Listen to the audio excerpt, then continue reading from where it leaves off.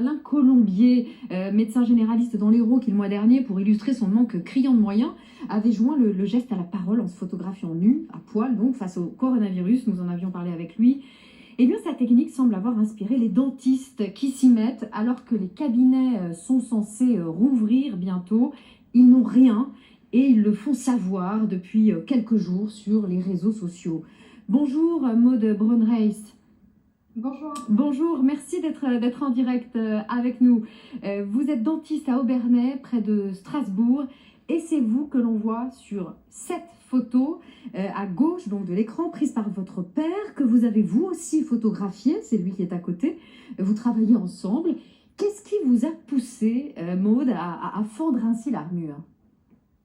Alors tout d'abord, je souhaite vous remercier de nous donner la parole parce que je m'exprime ici au nom des 42 000 chirurgiens dentistes de France que je représente. Donc c'est un mouvement qui n'est pas du tout un mouvement d'exhibition individuelle, hein, contrairement à ce que j'ai pu lire sur certains réseaux. Et il s'agit ici d'un mouvement, d'un cri d'alerte de nos autorités qu'on essaye tant bien que mal d'alerter par mail, par courrier, par différents moyens. Visiblement, elle reste totalement inactive et totalement muette à nos alertes. Donc nous avons choisi de faire un mouvement choc qui montre simplement que si demain nous ne recevons pas du matériel de protection individuelle, notamment les masques ou les surblouses ou les calots, nous exercerons nus face au virus. Nous n'aurons aucune protection pour nous-mêmes et donc aucun moyen de protéger nos patients. Donc voilà, c'est une situation qui est quand même grave, c'est un mouvement qui peut peut-être faire sourire et qui apporte un petit peu d'humour, mais c'est pour signaler la gravité de la situation dans laquelle nous sommes aujourd'hui. Nous sommes des soignants avant tout, nous faisons partie du corps médical et nous souhaitons être réinvestis de notre mission rapidement dans de bonnes conditions. Alors, je ne sais pas si vous m'entendez, les dentistes ont été contraints de suspendre leur activité au mois de mars. Du coup, vous avez donné, vous, vos stocks de masques, de gel aux soignants et vous vous retrouvez finalement à la veille d'une réouverture des cabinets sans rien, c'est ça ? Alors voilà, pour réexpliquer un petit peu tout ça, nous avons été obligés de fermer nos cabinets donc, par les ARS et le Conseil de l'Ordre le 17 mars, en même temps que le confinement. Le but était d'éviter la propagation du virus, puisque à ce moment-là, nous n'avions déjà pas de masque FFP2. Donc nous avons fermé nos cabinets il y a presque 2 mois, à savoir que nous avons continué d'assurer des permanences téléphoniques bénévoles dans nos cabinets. Les téléconsultations ne sont pour l'instant pas du tout reconnues au sein des chirurgiens dentistes. Donc nous avons fait ça de manière bénévole, nous n'avons pas laissé tomber nos patients, nous avons continué de leur répondre, de répondre à leurs craintes, de faire des diagnostics au téléphone, de leur prescrire le nécessaire. Et au sein du Conseil de l'Ordre ont été organisées des permanences et des gardes, donc par binôme, pour pouvoir dépanner les patients avec des soins d'urgence. Donc il faut savoir que des masques ont été fournis de manière restreinte pour ces gardes uniquement, donc en faible quantité. Et nous avons fourni tous nos stocks, nos masques qu'on utilise habituellement dans nos cabinets, donc les masques classiques, les masques chirurgicaux qu'on utilise notamment en implantologie. On a donné tout notre stock au milieu hospitalier, aux soignants de première ligne, aux EHPAD, aux infirmières. C'est pourquoi aujourd'hui nous n'avons plus rien, nous n'avons même plus de masques basiques pour soigner nos patients. Donc il faut savoir que les cabinets dentaires, on est un lieu sûr, on a été formé à travailler avec des virus quotidiens comme l'HIV ou les hépatites. Donc on a l'habitude de travailler dans des conditions sanitaires extrêmes, on les respecte scrupuleusement, mais aujourd'hui, suite à la réquisition notamment, nous n'arrivons pas à nous fournir ni en masque, ni en surblouse, ni en charlotte. Il faut savoir qu'un chirurgien dentiste a besoin d'un matériel très spécifique pour travailler. On travaille à 20 cm de la tête de nos patients. On a une aérosolisation tout autour, jusqu'à 3 mètres autour du patient. Il nous faut absolument ce matériel de protection. Sans quoi, nous nous retrouvons nus pour assurer nos soins. Donc, je ne sais pas si les autorités ont envie de nous laisser aller au front le 11 mai, nus face à nos patients, sans pouvoir garantir aucune sécurité sanitaire.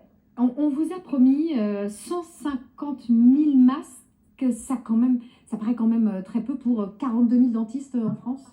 Tout à fait, c'est largement insuffisant. Ça nous permettra à peine de tenir une journée et on pourra de nouveau refermer après ça. Donc ce sera pas possible, effectivement, c'est bien insuffisant. Alors on demande, là il y a un vrai problème, on ne peut pas se fournir, on ne peut pas faire de commandes. Les délais de livraison sont très longs.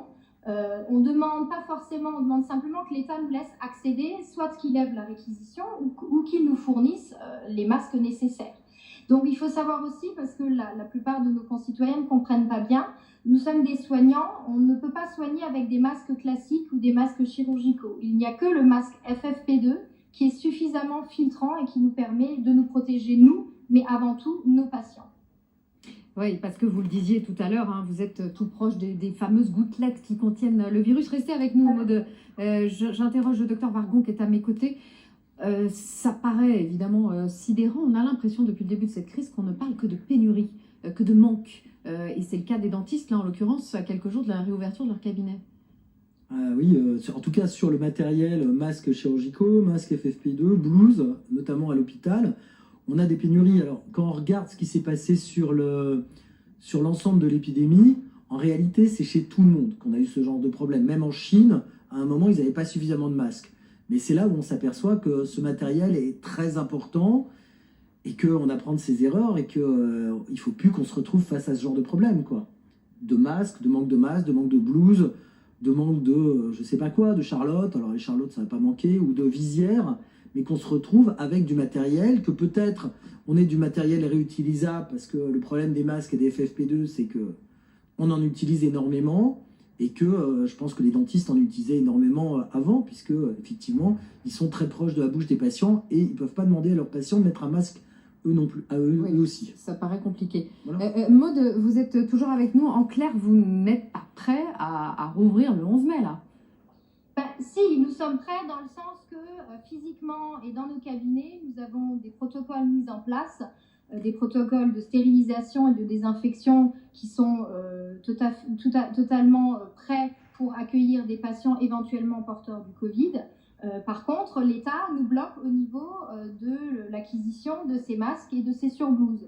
Donc les équipements de protection individuelle, ça n'est pas que les masques. Comme dit, le chirurgien dentiste va devoir entre chaque patient changer de surblouse, de charlotte. On a une visière de protection aussi qui est nécessaire, plus le masque. Donc ça fait beaucoup d'équipements qu'il nous faut pour chaque patient et qu'il va falloir changer entre chaque patient.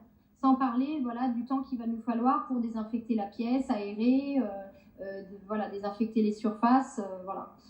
Donc on alerte les autorités, on espère qu'elles vont réagir un petit peu à ça. On se sent totalement oublié. Ce mouvement est aussi une réponse par rapport à l'allocution de notre Premier ministre dimanche dernier. Il a mentionné, il a fait toute une liste du personnel soignant dans laquelle nous ne figurons absolument pas. Voilà, nous estimons que nous sommes une profession médicale. On a été très peu considérés, voire même mis à l'écart ces derniers temps. Voilà, on souhaite être réinvesti de notre mission de soignant, pouvoir s'occuper de nos patients.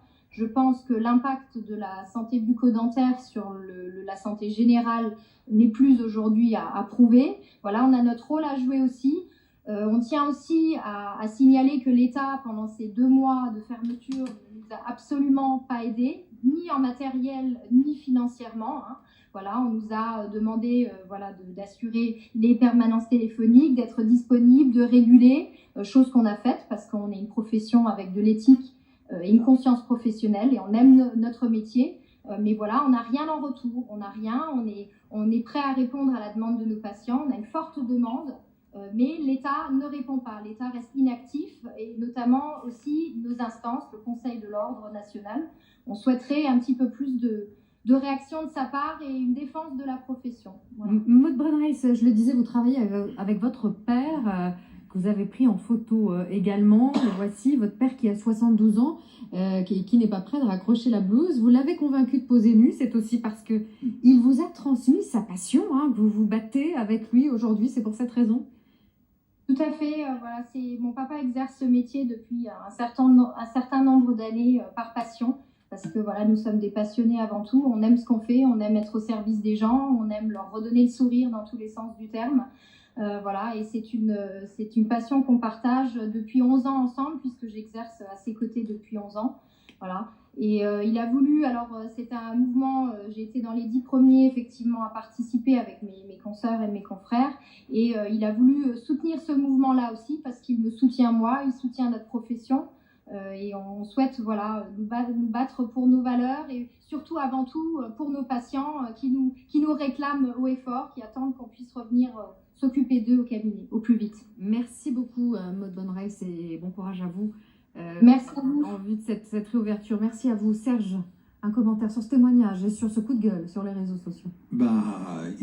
On voit bien que c'est autour de cette histoire des masques, depuis le début, qu'il y a quelque chose qui cristallise dans la communication, dans l'opinion, dans tous les ratés qu'il y a eu autour de ces questions-là, les atermoiements, un jour on dit blanc, l'autre jour on dit noir, etc.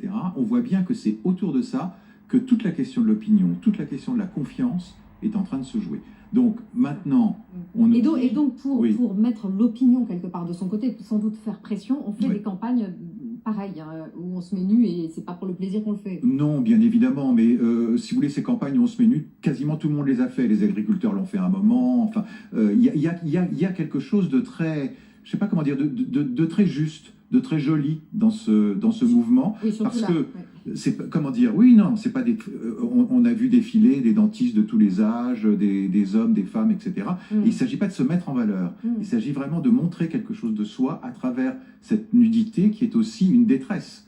Et une détresse psychique par rapport à ce qui est en train de se passer. Et c'est vrai que l'alliage du corps avec cette détresse psychique, c'est peut-être ce qu'il y a de plus juste à montrer.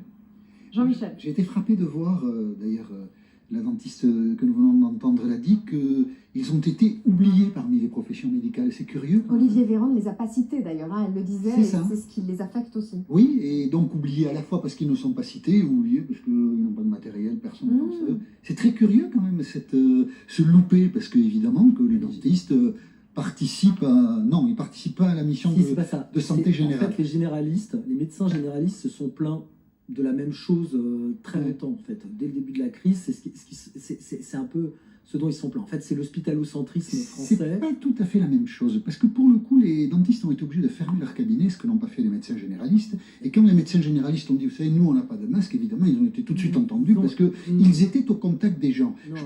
Je pense qu'il y a une petite différence avec les dentistes, mais au fond, ça n'est pas grave. Et quand même, ce qui leur arrive aux dentistes doit nous inciter à essayer de comprendre pourquoi cette société suradministrée, soi-disant, parce que c'est un peu de cela qu'il s'agit, organisée, n'avait pas de masque, n'avait pas de blouse, des stocks qui existaient avaient disparu. Là-dessus, ce que l'on annonce comme commission d'enquête seront intéressantes, pas tant pour sanctionner des gens, mais pour comprendre les mécanismes qui font qu'au moment où nous en avons besoin, nous sommes démunis. Et pour éviter, bien sûr, que ça se reproduise. Donc là, quand on écoute toutes ces histoires, et notamment les dentistes, on se dit qu'il y a du travail à faire après pour regarder comment la machine administrative fonctionne, et quand elle ne fonctionne pas bien, comprendre pourquoi elle ne fonctionne pas bien. Docteur Hagan. C'est pas que administratif. Alors, bien sûr, il faudra faire ce qu'on appelle des rétextes, des retours d'expérience, parce que c'est indispensable pour ne pas refaire les mêmes erreurs, comprendre ce qui s'est passé et ne pas refaire les mêmes erreurs. Il s'est trouvé que nous, on s'est retrouvés avec le même type de problème dans nos urgences. C'est-à-dire qu'à un moment, on s'est aperçu qu'on faisait que du Covid et qu'on passait à côté de choses plus évidentes parce qu'on était complètement centré sur le Covid. Alors quand vous avez 6 patients intubés dans le service, c'est un peu normal, mais il a fallu qu'on se remette nous en disant tous les matins, enfin moi j'ai plusieurs staffs dans la journée avec mes équipes en disant, et on revoyait les cas, mais effectivement on n'était plus le nez complètement dans le guidon en disant attention, est-ce que ça peut pas être autre chose ou ça peut pas être quelque chose en plus du Covid. Et tout le monde a été ultra concentré sur ces patients-là, Covid, sur cette vague, et on a un peu oublié tout le reste. Et je pense que dans ces administrations, ça a été un peu pareil, mais c'est effectivement ce qui nous est arrivé à nous. Autre thème d'actualité, la Chine